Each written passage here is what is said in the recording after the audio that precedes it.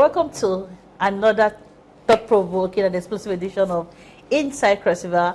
We always tell you that this program is about letting you in on everything happening in the political space in Cross River State. All right, so we are not provincial, we are not Calabar limited. We also go out of our comfort zone to interface with our representatives. Right now, we are reaching you live from the House of Representatives. We are here today to interact with Honorable Chief Victor Abang, representing the politically conscious people of Ikomboki Federal Constituency. Welcome to the program. Thank you very much. All right, so we've done 19 months, and as a new member, we've seen you do very strategic things. I was part of your empowerment. You've done your Thanksgiving service. You've done a lot of interface here and there. But then I want to know from you, how has your experience been so far? Well, the experience has been very good. Okay. More good than the aspect that has been not too good. Mm-hmm.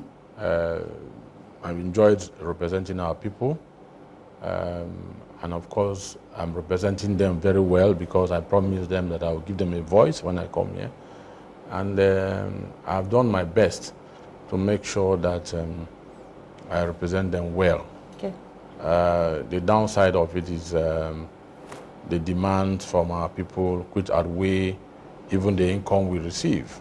The Nigerian economy is biting on our people, but we too are legislators. It also affects us. Sure. But we get a lot of demands from constituents, but there's no reason to complain because in any case, I applied for this job before the job was given to me. Mm-hmm. I have to do my best to ensure that the job is done. In terms of representation, there have been quite a lot of bills and motions that have churned out. Very impacting motions, mm-hmm. Very impacting bills that some of them are establishment bills, like to establish a Federal College of Education, technical in Ikom, and then to establish a Federal College of Agriculture in Boki, of course, Federal Medical Center in Boki, and so on. So it has been a very sweet, bitter experience, but more of sweet because, like I said, I applied for this job, mm-hmm. and I'm ready to execute the job. I don't have any complaints.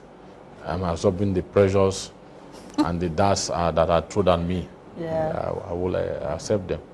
Okay, so let's look at the floor of the House. You know, it appears that, the whole process is becoming more vibrant. The whole, the legislature is becoming more vibrant in terms of your activities, in terms of your argument, your motions raised, and all of that. Would you say, from your own standpoint, that the representatives from Cross River State are doing well? Yes, the representatives from Cross River are doing very well because we are 360 in the House of Reps, and we are just 8 of us from Cross River, and we have done quite a lot collectively. Mm-hmm. For instance, all the 8 members from Cross River joined me in moving the landmark motion to stop the sieging of Danare. Mm-hmm. to Cameroon. We also jointly signed the motion for the dredging of the Calabar River, which all of us jointly sponsored. We also jointly sponsored a motion for the rehabilitation of the Calabar-Itu-Ekodekpene road. So collectively, we have done a lot as Cross Riverians, and because we don't have just a few ranking members. We have a ranking member, Mike Etaba. He is the one who has been leading us, despite the fact that other states have more ranking members than us, and are getting projects which we are also trying to make sure that we represent our people as good as possible. All right, so when you came into the 10th Assembly, what was your major challenge when you started?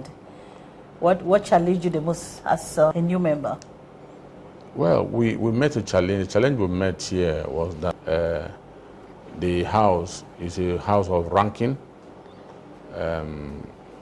Those who rank before us are often allowed to speak first before we are even recognized to speak. Mm-hmm. Even when we go to committee meetings, preference is given to ranking members. When committees are appointed, preference is given to ranking members, and so on. So that was a major challenge. And then we have to understand the standing rules. The standing rules of the House are such that you need a minimum of 1 year to understand the standing rules. Because for you to speak the House, you need to come under either a constitutional point of order, mm-hmm.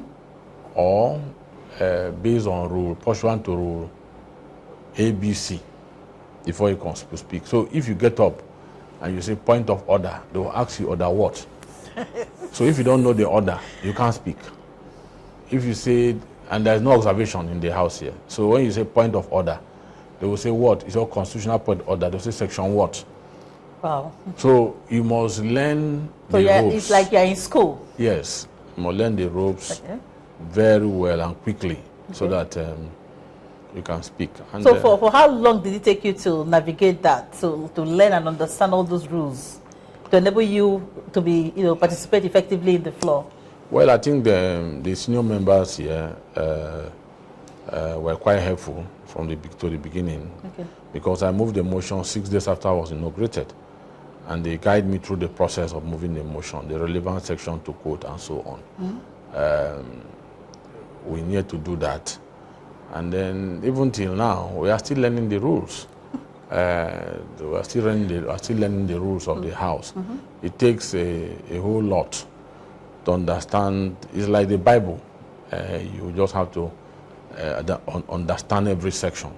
And we are still learning the rules of the House. Fortunately, the presiding officers have been patient with us.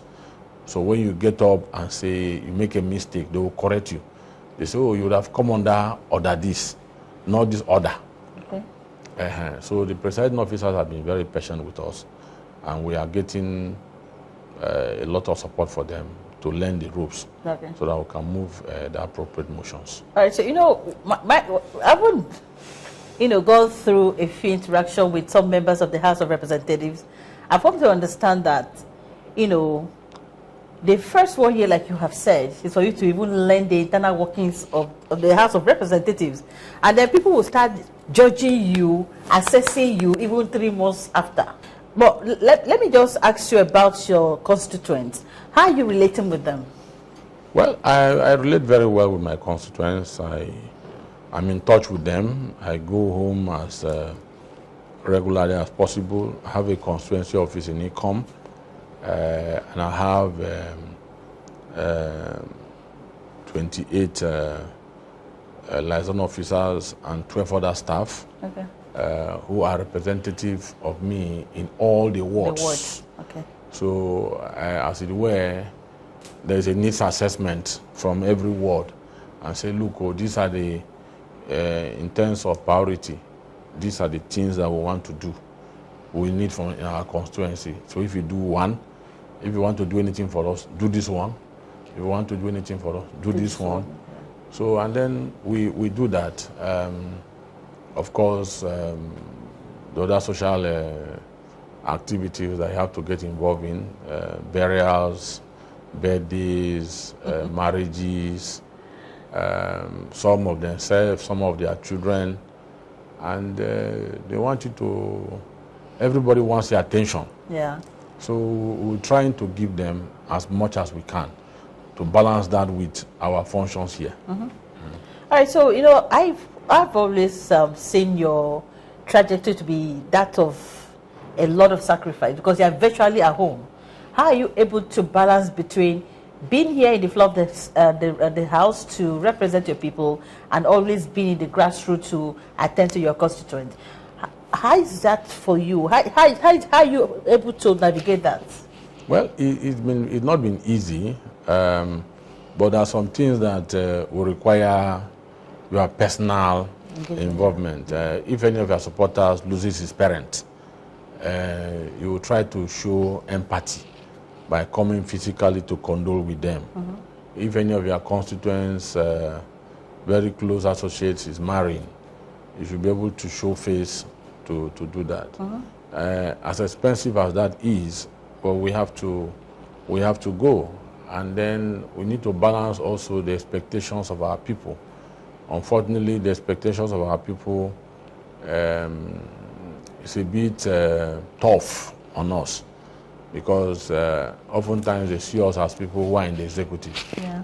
A local government chairman might even assist you more than us. We don't have protocol, so people can walk into our bedroom to talk to us. People can stop us by the road and talk to us. So we are just accessible. We keep going to them to balance our representing them here, and also physically talking with them. I give you an instance. I was in Jerusalem 2 weeks ago when they called me that elephants invaded one community, one of our community, and people were crying. They don't have relief materials. I had to spend millions to get emergency food items to them, pending when NEMA rightly brought a motion to the House 2 days ago, and the House approved it, that NEMA should send relief materials to them.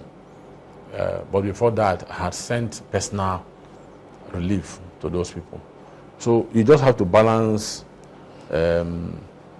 interacting with them and staying in Abuja. Of course. If you're just joining us, this is Inside Cross River, and we are right here in the House of Representatives having this all-important interaction with Honorable Chief Victor Abang, representing the people of Ikomboki Federal Constituency in the House of Reps. So I want to also get your thoughts. Let's fast forward to the activities ahead of the 2023 general elections. For you, I know that a lot of people queuing up, they want to replace you. Everybody wants to replace everybody. But is that the right thing? Because I'm thinking that if somebody is doing well, the person should be encouraged. The person should be supported. But this very individualistic ambition happening in the political space in Cross River State, what's your take on that? Well, the people are entitled, it's their right to aspire. I campaigned for a 4-year tenure, and the people of Ikom and Boki rightly gave me the 4-year tenure. I'm in my 4-year tenure now. So every other person can have a right to also come out and seek that when my 4-year expires, is going to replace me. It's a legitimate ambition. But at the end of the 4-year tenure, since I'm entitled to a second term, or as legislator we have no limits for terms, I will look at my options then. If indeed I have represented my people well, I'll put myself forward. And such a person who wants to contest against me should also put himself forward to also say the things he has done, he has not done them. Or the things he has done, I will do better than him. So the electorate will decide. But by and large, it is too early to discuss about election or re-election. One, there is the factor of God. There are some people who have been talking of 2027 who didn't get there. So when you do anything you do, you must be prepared to wait on God. I don't do my plans for more than 6 months. I do every plan I do it for like 6 months ahead. Because I'm praying that God should keep me alive. So if I begin to pray that, if I begin to speak about 2027 right now, it means I'm challenging God. I'm saying that God doesn't exist again. I remember the person in the Bible who went and bought his yam farm and said he was going to make merry and enjoy his life. And then God said, fool, tonight your soul will be demanded of you. So why we think of God in the affairs of men, why we think that God has a role to play. When the time comes, we will also see if God keeps us alive, and if the people believe that we have done well, then we'll put ourselves forward for a second term. But at this stage, I think it's a bit too early to begin to discuss about re-election. The consciousness, or I don't know how to classify it, that is going on in Cross River State right now. In your opinion, how do you describe that? Would you say it's the right thing? Because people began from January to start, coming, navigating and talking about 2027 and all of that and all those narratives. What's your opinion on that? Well, my opinion will always be that it's a bit too early to challenge those who are in office. We have spent 19 months of a 4-year tenure. And like I said, those people who have been agitating, they have a right. They have a right to start agitating. But I think that is not healthy for the polity to start too early to begin to agitate. If you have an ambition, you keep it to your chest, you begin to move around and tell people that, I will run. Then begin to hold open rallies and threatening incumbents that you will remove them and so on. For me, I don't give attention to those things. I read them in social media and I pass. I know that when the time comes for politics, we will do the politics. I'm an incumbent. If by the grace of God, God keeps me alive till 2027 and I want to recontest, I will do the politics. And if it's by God's design that I should go back, I will go back. All right, so from now, what do you envisage to see 2027 based on the consciousness that is happening right now? Well, people are conscious. Would it be a walkover? Would it be controversial? What do you envisage to see? Well, all of us, our political leader is the governor.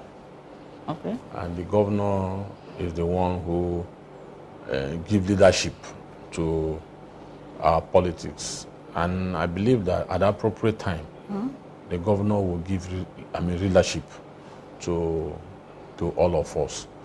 And I believe that it will end well because governors are the representative of God on earth. So when we hear from them, I believe that we will have a very positive outcome. I believe that other states, as we are here, we have a member from Kano who has been here since 1992. This is 7th term, the former leader of the House. We have members who have been here for 5 terms. We have members who have been here for 4 terms. In fact, a state like Borno State, it's a tradition to send your members here at least 3 times. Some of them will start from the House of Assembly before they come to the House of Reps and graduate to the Senate. And they make a lot of benefits based on their ranking nature. Unfortunately, we're in a place where we do turn by turn. So we'll try to navigate, balance the ranking situation here in the National Assembly and also balance the issue of turn by turn. Okay, but would you say that your colleagues from Cross River are really playing the politics in the National Assembly? Are you getting what you ought to get? Are you really being prominently, strategically positioned where you ought to be? Yes, our colleagues from Cross River have been trying. Have been trying their best, given the limited position they find themselves. Outside on Michael Taba and Alex Igbona, who are ranking members. The other ones are freshers. Those of us from APC, even the ones from PDP are freshers. So to that extent, they can only get what is due for freshers, because here the rule of ranking applies in everything, even in sitting arrangement in the chambers, even in sitting arrangement in committees, anything that you do, they have to employ ranking in all of them. So and you don't have a right to negotiate. No, you have to comply. Yeah, once a seat is allocated to you, you have to take it. Okay. Because the presiding officer that allocates a seat. And if he allocates a seat to you, you have to take it. Because there have to be order. There are rules that guide our conduct here. If anybody can do anyhow, then it means that there will be pandemonium, But to the best of my knowledge, our colleagues from Cross River have been trying their best, individually and collectively. All right, that's interesting. So before we go, I want to get your own personal message on what you think that should be your legacy. Because like you said, you canvass for a 4-year tenure, right? Peradventure, you don't get to come back for your re-election, or maybe, we don't know, anything can happen and all of that. What should you want for people to remember you by? What would be your legacy in the House of Representatives? Well, my legacy has to do with giving our people a voice, because it's representation and representing them. Anything that happens at home that is worth national attention, I will bring it up. And then if there are motions that bills that we have to move to impact on our people, I'll bring it up. If there is infrastructure to influence to come to our place, I will do that. So I want people to remember me that I did all this. I gave them a good representation. They could on their TVs after a week or two and see their representative talking for them. I think they will find joy if they see me on the floor speaking for Ikom and Boki people. Okay. If they see me attracting projects to our constituency. Like now, like I said earlier, yes, there are some projects in our constituency allowance, but there are a lot more that we attract to our communities that are not in the constituency projects. Okay. That are in the other line ministries. As I speak to you, this is the first budget cycle that we have done.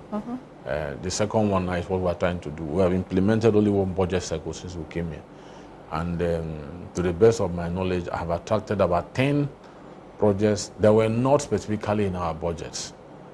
It's not specifically in the budget. So this list that is flying around Bagba Jalingo is not exactly accurate? Most of the projects there will definitely come out. Most of the projects there are in our constituency projects.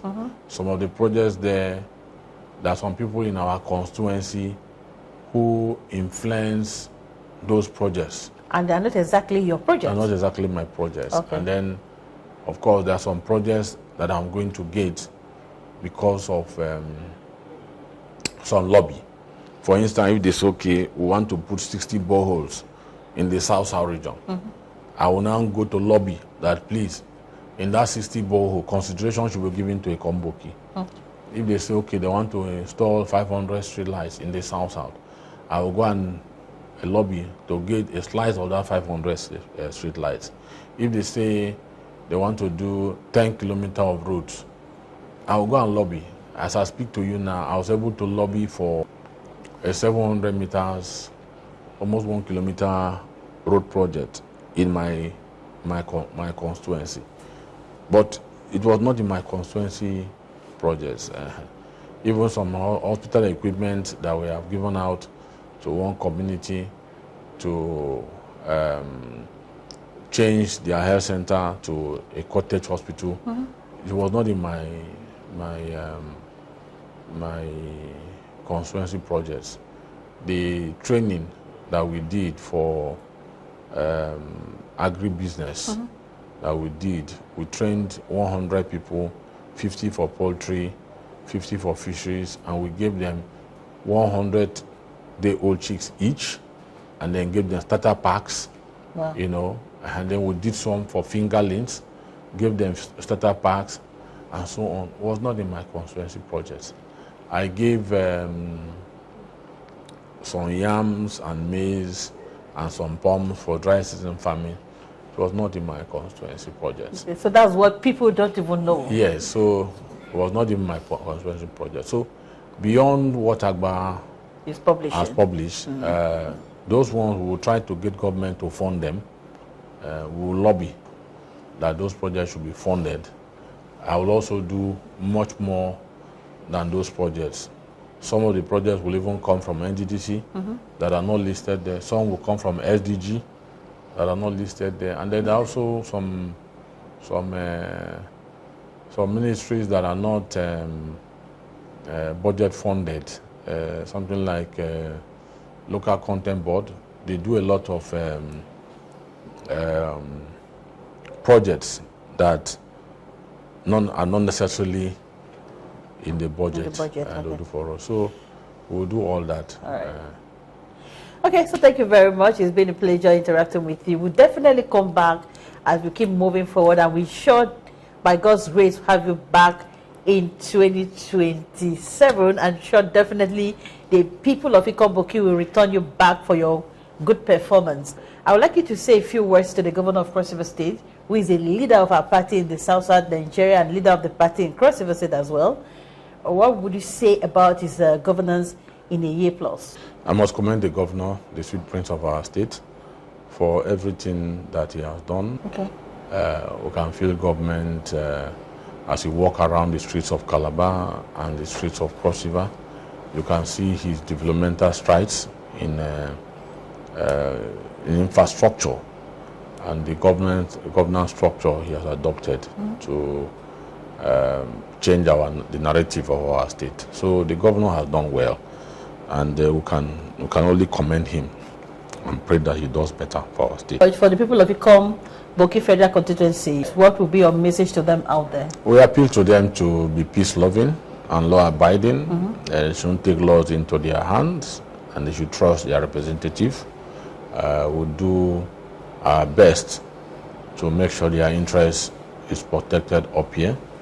As I do my best, definitely other people in other offices, the senator, the governor, the president, and our local government chairman will also do their bit. And I believe that collectively we will satisfy their expectations. All right. Thank you very much. So it's been a privilege interacting with Honorable Victor Abang. He's been quite engaging. I got to learn all he has achieved in the 19 months he's been in the House of Representatives, representing the politically conscious people of Ikomboki Federal Constituency.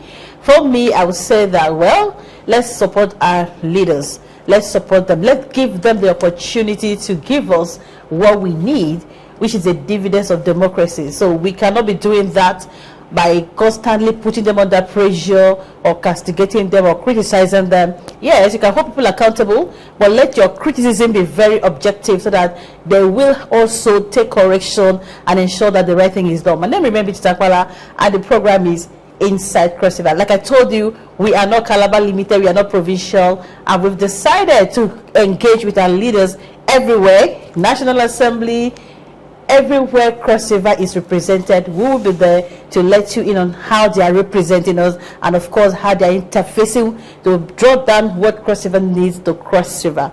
All right, so stay proactive everywhere you go. Put your best foot forward as a Cross Riverian. I remain Bishop Akpala. Bye bye.